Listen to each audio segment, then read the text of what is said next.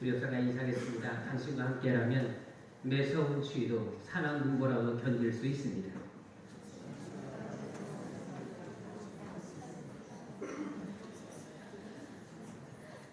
한 번 더 인사하겠습니다. 당신은 제 인생의 난로입니다.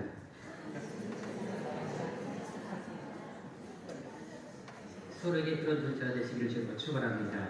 하나님 인사하겠습니다. 하나님은 여러분을 향한 놀라운 계획을 가지고 계십니다.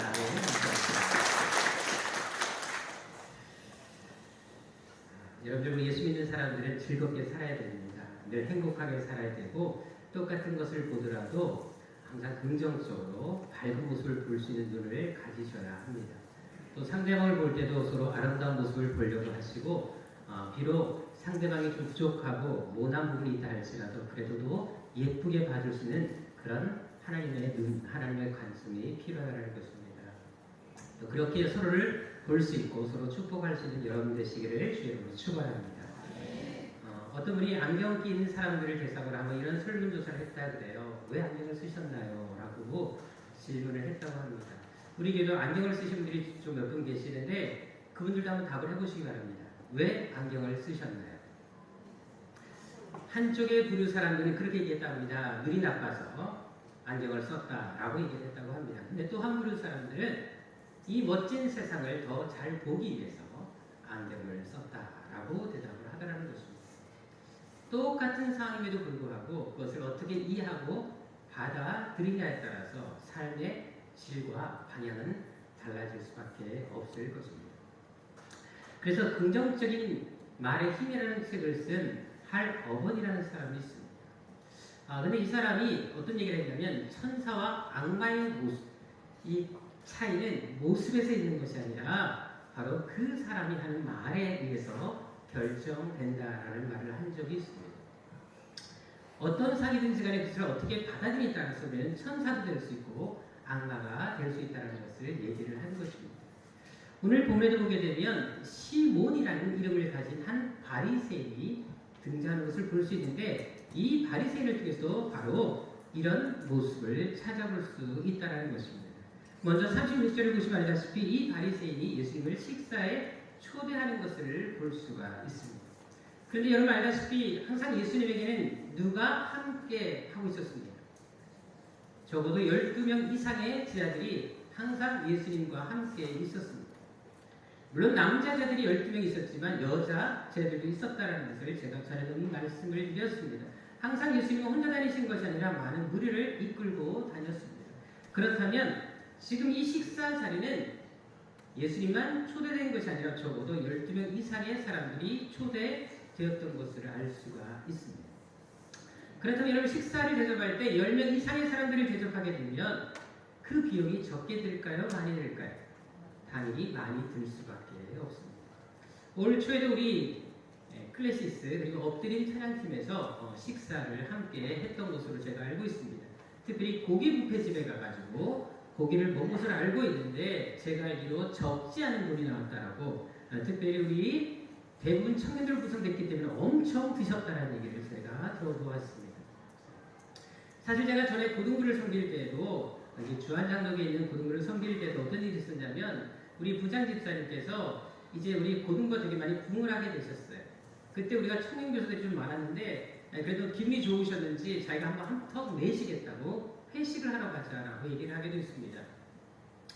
근데 갑자기 이제 고기를 또 사준다 그러니까 평소에 잘 나오지 않았던 보조 교사들까지 대거 합류하게 됐습니다. 그때 모였던 교사 숫자가 50명 정도 됐습니다. 원래 항상 이 평소에는 보이지 않다가도 갑자기 먹을 것 앞에 하이에나처럼 몰려드는 종자들이 있지 않습니까? 그래서 이 교사들이 대거 50명이 되는 사람들이 고깃집을 가게 됐습니다. 열심히 먹었죠. 역시 자기 돈 내고 사 먹지 않으니까 엄청 드셨습니다. 나중에 영수증을 받게 됐는데 얼마나 나온 줄 아십니까? 고깃값이 100만 원을 넘게 나왔습니다. 영수증을 받고 이 부장 집사님이 실어증이 걸리셨어요.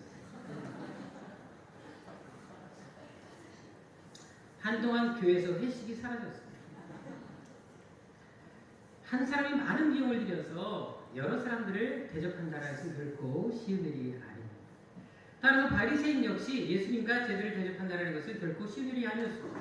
당연히 이렇게 많은 비용을 들여서 식사를 초대했다는 것은 칭찬받을 만한 일이었다는 것입니다. 자, 그런데도 오늘 본문에 보게 되면 예수님은 그의 행위에 대해서 조금도 감사를 하지 않습니다. 어떤 칭찬을 하지 않는 것을 볼 수가 있습니다. 오히려 44절 이하에 보게 되면 그를 책망하는 것을 살펴볼 수 있다는 것입니다. 하지만 반대로 37절에 보게 되면 이 식사 자리에 갑자기 불청객이 등장합니다. 한 여인, 초대받지 않은 한 여인이 갑자기 등장하는 것을 볼 수가 있습니다. 그런데 예수님께서는 이 여인에게 어떻게 반응하고 계십니까? 더구나 이 여인이 어떤 여인이었습니까? 당시 유대 사회에서 여자를 가리켜서 죄인이라고 표현하는 것은 바로 창녀를 의미하는 표현이었습니다. 다시 말해서 이 여자는 지금 창녀였다는 것을 알 수가 있습니다. 그런데 이 여자가 갑자기 등장해서 어떻게 하고 있습니까? 예수님 발에 입 맞추고 있습니다. 여러분 한번 잘 생각해 보십시오. 중요한 것은 예수님께서 이 여인의 행동을 그대로 다 받아주고 계시다는 것입니다. 지금 예수님의 나이는 몇 살이셨습니까? 30대 초반에 아주 혈기왕성한 총각이셨습니다. 근데 갑자기 여자가 등장해서 예수님 발에 입을 맞춥니다. 그리고 자기의 머리털로 예수님 발을 씻깁니다. 어떻게 보면 여러분들 스캔들이 날 만한 일이었고 오해의 소지가 참으로 많은 상황이었다는 것입니다. 그런데도 예수님은 그녀가 발을 다 씻기고 멈출 때까지 가만히 지켜보시는 것을 볼 수가 있습니다. 게다가 44절 이하에 보게 되면 예수님은 자신을 초대한 바리새인과 이 여인의 행위를 비교하면서 이 여인이 얼마나 대단한 일을 했는지에 대해 칭찬하고 계십니다. 오히려 이 여인을 공부해주고 있는 것을 볼 수 있다는 것입니다. 더구나 47절에 보게 되면 그녀에게 어떤 은혜까지 베푸십니까? 죄사함의 은혜를 베푸십니다. 48절에 재차 공식적으로 이 여인의 죄가 사해졌다라고까지 말씀을 하십니다. 더구나 50절에는 어떤 은혜까지 베풀어 주십니까? 바로 구원의 선물까지 주시는 것을 볼 수가 있습니다. 그럼 왜 이렇게 하셨습니까? 왜 식사를 초대했던 바리새인에 대해서는 책망하시고 도저히 용납할 수 없는 여인, 창녀가 예수님께 한 행위에 대해서만큼은 왜 이렇게 칭찬하시는 것일까요?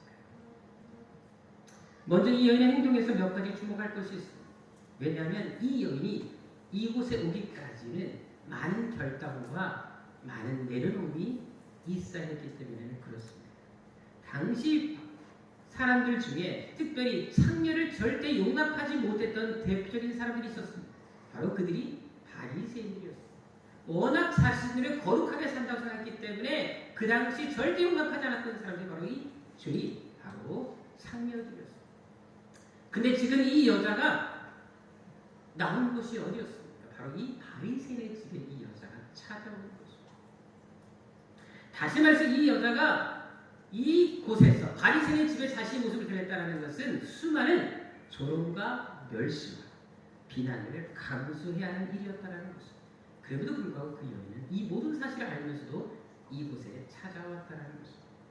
거기다가 예수님께 무엇을 묻고 있습니까? 향유를 묻고 있습니다. 당시 여자들이 가장 가지고 싶어 했던 것이 바로 이 향유 복합이었습니다. 오늘날로 말하면 다이아 반지, 다이아 목걸이 하는 것이 그 당시 향유였습니다. 전에 천안에서도 한 30대 여성이 기금속 매장에 가서 가장 비싼 반지를 보여달라고 한 적이 있었습니다. 그래서 이제 매장에서는 당연히 제일 비싼 반지를 보여줬는데 바로 다이아 반지를 보여줬는데 이 여자가 시가 5천만 원짜리 3캐럿 다이아몬드 반지 2개를 손가락에 끼고는 달아버리고 말았어요.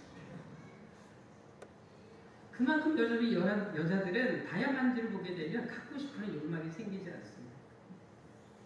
아마 여러분들 중에 이곳에서 아마 다이아몬드를 갖고 계신 분이 몇 분인지 모르겠어요. 제가 볼 때 우리 교인들은 별로 많이 안 갖고 계실 것 같아요. 워낙 순수하게 사시기 때문에. 그래도 만약 여러분 남편들이 다이아몬드를 사준다면 거절할 애가 누가 있겠습니까? 근데 예수님 당시 향유가 바로 그런 가치에 해당됐던 것이었다는 겁니다. 다시 말해서 여러분들이 가장 갖고 싶어하는 고가의 제품이 바로 이 향유였다는 겁니다. 더구나 여러분 당시 향유는 뚜껑이 따로 없었어요. 그래서 이 향유를 붓기 위해서는 목 부분을 부러뜨려야 됐어요. 그렇기 때문에 한 번 쓰게 되면 다 써야 되기 때문에 다 소비해야 되기 때문에 특별한 경우를 제외하고는 절대 이 향유를 사용하지 않았어요. 그런데도 이 여인은 그 비싼 향유를 다 예수님께 쏟아 붓습니다. 그것도 어디에 붓습니까? 원래 향유는 어디에 붓는다? 머리에 붓는 것이 정상이었어요. 근데 지금 이 여인은 향유를 발에 붓고 있습니다. 왜 발에 부었을까? 예수님 발에 접근한 것조차 무한한 영광으로 생각했기 때문에 감히 머리를 만지지 못하고 가장 더러운 발을 가서 그 발에 향유를 부는 것입니다. 그만큼 이 여인은 예수에게 나은 것조차도 무한한 영광으로 생각하고 있었던 것입니다. 그뿐만이 아니죠. 여인이 발에 무엇을 합니까? 키스를 하고 있습니다. 당시 사람들이 신었던 신발이 어떤 신이었죠? 우리처럼 좋은 샌들, 좋은 운동화를 갖고 있지 않았었어요. 그냥 딱 바닥 하나 있는 그 바닥에 끈으로 발 등을 묶는 그런 형태로 신발이 만들어져 있었습니다. 더구나 이스라엘은 여러분 알다시피 사막과 모래가 되게 많았어요. 그러니까 밖에 외출하고 돌아와도 발이 더러울 수밖에 없었다는 거예요. 근데 지금 이 여인은 그 더러운 발에 입 맞추고 있습니다. 더구나 이 발을 뭘로 씻기고 있습니다? 눈물로 씻기고 있습니다. 여러분 사실 눈물을 흘린다고 해도 그렇지 얼마나 눈물을 많이 흘려서 발을 씻길 수가 있겠습니까? 전에 제가 세족식을 교회에서 한 적이 있었는데 보통 세족식을 할 때 물이 얼마나 필요한 줄 아십니까? 양말을 씻게 되기 때문에 적어도 세숫대야에 적어도 물이 하나는 차 있어야지만 양말을 다 씻길 수가 있어요. 더구나 발을 씻길 때 보게 되면 사람마다 발의 망이 다 다르고 또 어떤 사람 발이 되게 거칩니다. 심지어 은혜스럽지 않은 발들도 있어요.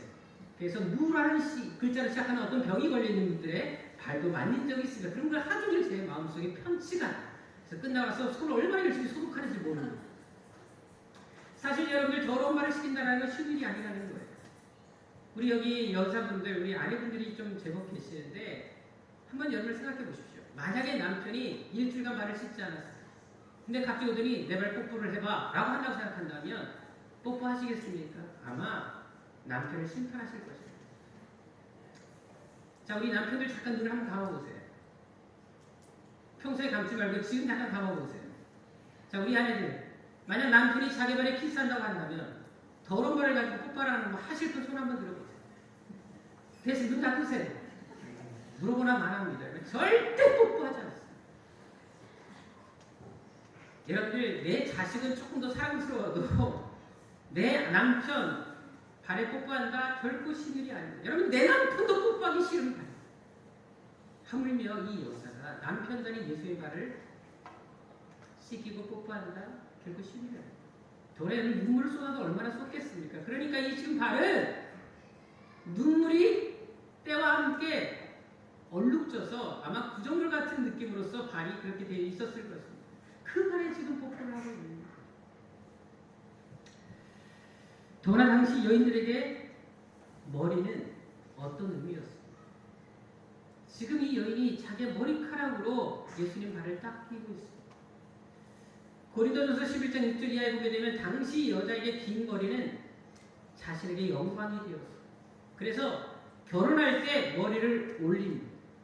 그리고는 절대로 외부 사람들 앞에서는 그 머리를 푼 모습을 보이지를 않습니다. 만약 그 머리 푼 것을 보여주게 되면 그 여자는 수치스러운 행동을 했다고 해서 손가락질을 하게 되어 있었습니다. 그래서 유일하게 머리를 풀 때는 딱 한 번밖에 없었습니다. 장례식 때문에는 올린 머리를 절대 풀지 않았습니다. 근데 지금 이 여인은 그 올린 머리를 풀고 있습니다.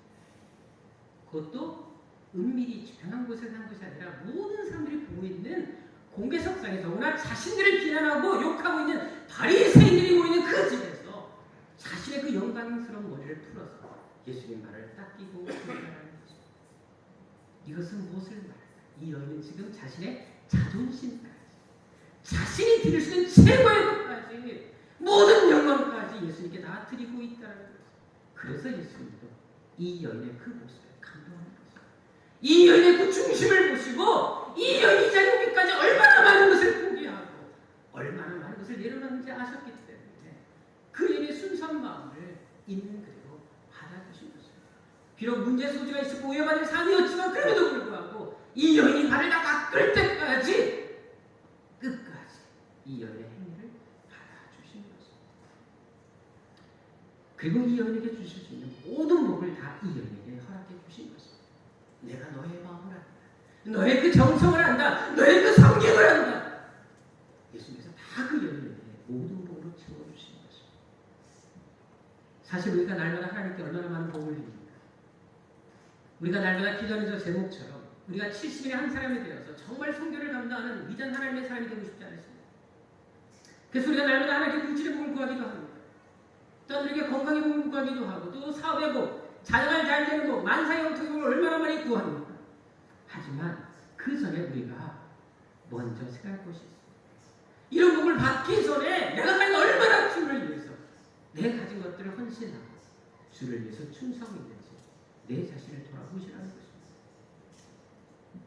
정말 이 여인처럼 정말 주를 위해서라면 내 영광까지 내 자존심까지도 내려놓을 수 있는 그런 결단이 있는지, 내가 할 수 있는 모든 것으로 주님을 섬기고 있는지 내 자신을 돌아보시라는 것입니다. 그러면 다시금 우리의 헌신과 섬김을 되돌아봐야 할 것이라는 것입니다. 때로 주님을 섬기다가 힘든 일이 생길지라도, 속상고해받는 일이 생길지라도, 심지어 주위 사람들로부터 수군거림과 따가운 시선이 있을지라도, 그럼에도 불구하고 오직은 보물의 여인처럼 사람과 환경을 보지 말고 오직 주만 바라보고 그리고 주님께 헌신할 수 있는 새한교회 성도들이 되시기를 주님으로 축원합니다. 반대로 오늘 바리새인을 보십시오. 바리새인들은 어땠을까요? 그가 왜 예수님을 초대한 줄 아십니까? 우리 함께 누가복음 6장 7절로 가보도록 하겠습니다. 왜 바리새인이 예수님을 초청했는지, 정말 예수님께 식사집을 하고 싶어서 초대했는지 우리는 알 필요가 있습니다. 우리 6장 7절 같이 읽어보겠습니다. 시작. 서기관과 바리새인들이 예수를 고발할 증거를 찾으려 하여 안식일에 병을 고치는가 엿보니라고 나와 있습니다. 중요한 것은 항상 이 서기관과 바리새인들, 종교 지도자들은 예수님을 따라다니면서 예수님께 혹시 실수하지 않을까, 예수님께서 잘못하지 않을까 항상 예수님을 채찍기 위해서 엿보고 있었다는 것입니다. 따라서 오늘 이 식사 초대 역시 마찬가지로 좋은 의도가 아니었습니다. 바로 예수님을 시험하기 위해서, 또 보기 위해서 지금 예수님을 초대하는 것이었습니다. 그것을 44절을 예수님의 말씀을 통해서 잘 확인할 수가 있는데요. 원래 당시 집에 손님이 왔을 때 기본적으로 그 집 주인은 손님에게 하는 기본적인 가장 중요한 관례가 있었어요. 제일 먼저 사막길을 걸어왔기 때문에 시원한 냉수를 대접하게 되어 있었어요. 그리고 더러운 손과 발을 씻길 물을 주는 것이 가장 기본적인 예의였어요. 거기다가 여러분 손님이 오게 되면 입맞춤을 했습니다. 반갑게 인사하면서 입맞춤하는 것이 그 사람들의 그 당시 인사법이었습니다. 더구나 손님에게 감람유라는 향유를 부었습니다. 왜? 그 당시 감람나무에서 나오는 기름이 워낙 많았기 때문에, 쌌기 때문에 항상 이것을 준비했다가 손님이 올 때 머리에 부어 주었습니다. 자, 그런데 오늘 바리새인 이 시몬을 보십시오. 예수님을 초대하면서 그런 기본적인 예의조차 지키지 않았다는 거예요. 어떤 집이든 간에 가장 가난한 집을 방문해도 반드시 하는 이 일을 이 바리새인 시몬은 예수님을 초대하면서까지 전혀 하지 않았다는 것입니다. 왜? 예수님을 조사하기 위해서, 책 잡기 위해서 예수님을 초대했기 때문에 그렇습니다. 그래서 예수님도 향유를 부린 여인과 이 시몬 행위를 비교하면서 그의 형식적이고 소홀했던 접대에서 지적하고 계시는 것입니다. 한마디로 예수님은 그의 잘못된 마음 자세, 그런 섬김을 감하고 계셨다는 사실. 그것은 우리도 마찬가지입니다. 우리가 주님을 섬길 때 어떤 마음으로 주님을 섬기는지, 그것이 왜 중요한 줄 아십니까? 오늘 본문의 시몬의 마음을 다 꿰뚫어 계셨던 것처럼 우리의 마음을 주님께서 이미 아시기 때문에 그렇다는 사실입니다. 우리가 어떤 마음으로 주님을 섬기고 있는지, 어떤 마음으로 하나님께 헌신하고 있는지, 정말 친절한 헌신하고 있는지, 아니면 형식적으로 헌신하고 있는지, 억지로 헌신하고 있는지, 장난을 하고 있는지, 감사를 하고 있는지 우리 주님은 이미 다 알고 계시다는 사실입니다. 그래서 우리는 주님을 섬길 때 정말 진정으로 섬기는 것이 얼마나 중요한지를 이 부분을 통해서 우리는 배워야 한다는 것입니다. 게다가 이 바리새인 시몬을 보십시오. 이 시몬의 가장 큰 문제점이 뭔지 아십니까? 바로 사람을 평가하는 시선이 이 시몬은 잘못되어져 있었습니다. 39절에 보게 되면 이 시몬은 예수님의 행동을 이해하지 못합니다. 여인의 행동을 그대로 받아들이고 예수님에 대해서 불쾌함을 드러냅니다. 더구나 여인에 대해서도 좋지 않은 감정을 드러내고 있는 것을 살펴볼 수가 있습니다. 왜 그랬을까? 이 여인의 과거의 모습을 기억하고 있었기 때문에 그렇습니다. 과거의 죄 많던 삶의 모습에 집착하고 있었기 때문에 이 여인을 좋게 볼 수 없었던 것입니다. 과거에 죄 많은 삶을 살았던 것만 생각했지 지금 회개하고 눈물을 흘리는 현재 모습을 이 바리새인 신부는 볼 수 없었다는 거죠. 하지만 예수님은 어떠신가요? 과거의 여인이 어떤 삶을 살았든지 간에 그것이 중요한 것이 아니라 지금 현재의 모습, 눈물을 흘리고 회개하는 모습을 바라보십시오. 그리고 그의 행위를 다 받아주시는 것입니다. 과거에 어떤 삶을 살았든지 간에 지금 돌이켰기 때문에 지금 회개하고 나왔기 때문에 주님께서 그 모습을 귀하게 받아주시는 것입니다.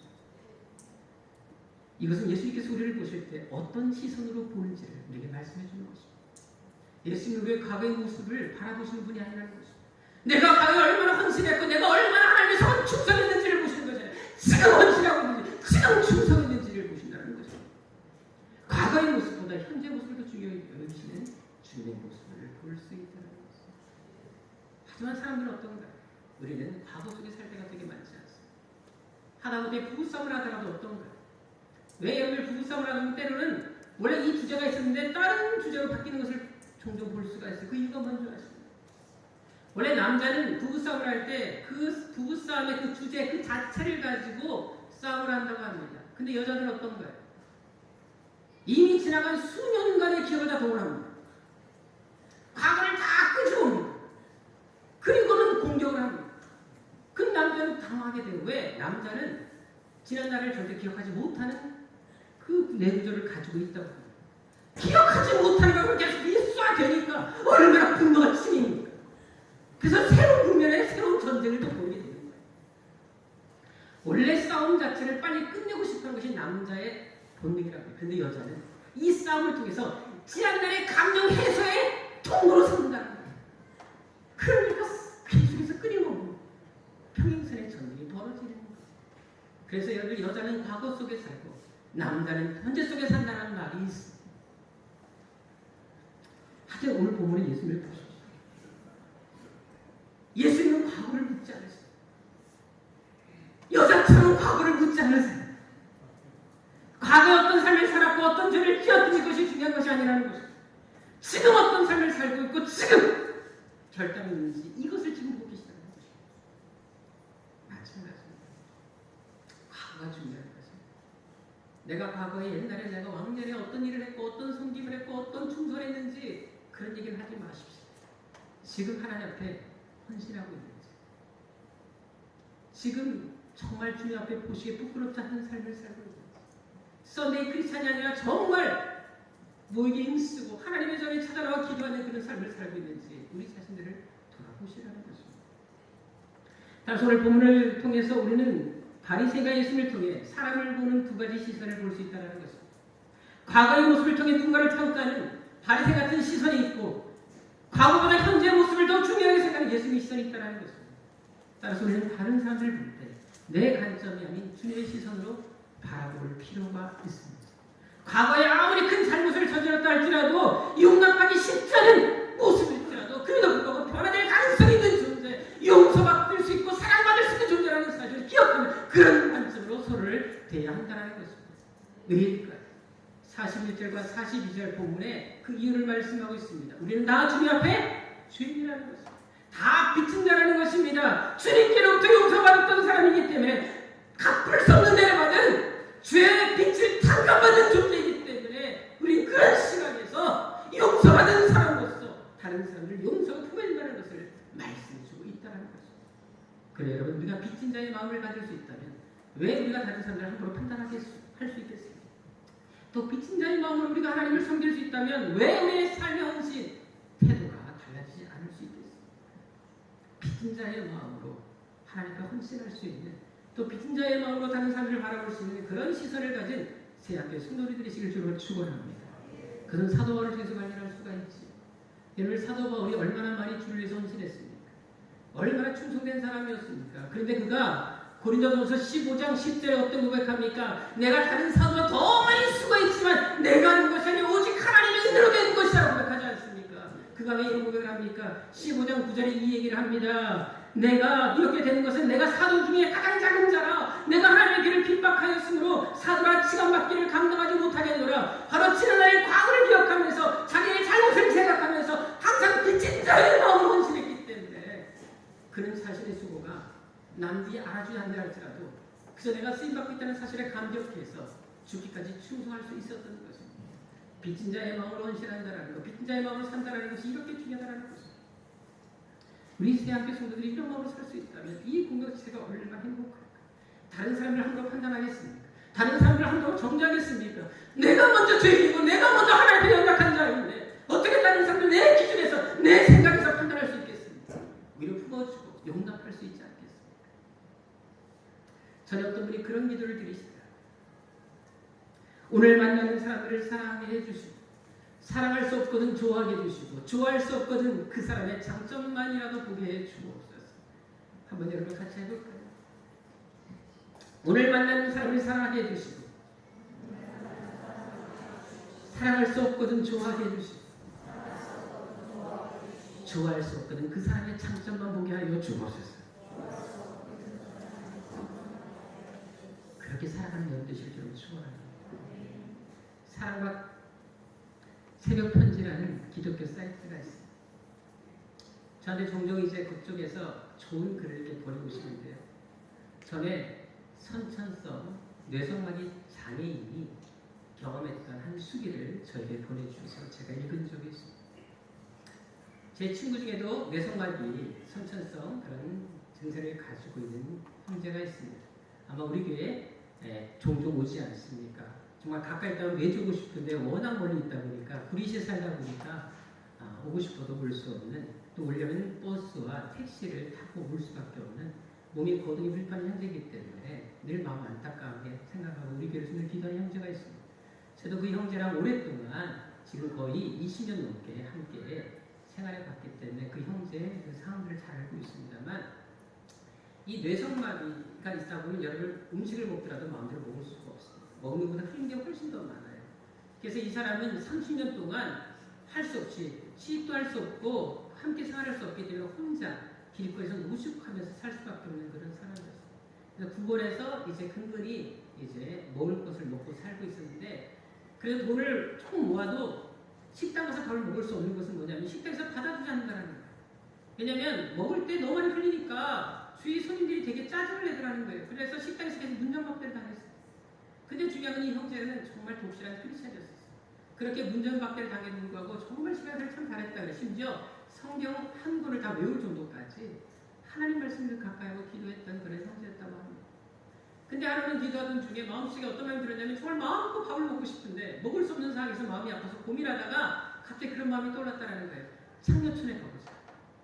어떻게 오늘 창녀촌에 가게 되면 돈을 주게 되면 하룻밤을 지낼 수 있지 않습니까? 그래서 이 형제는 그것보다도 그 창녀에게 그냥 밥 한 번 얻어먹고 싶어서 마음껏 밥 한 번 편하게 먹고 싶어서 그곳을 찾아갔다 그래요.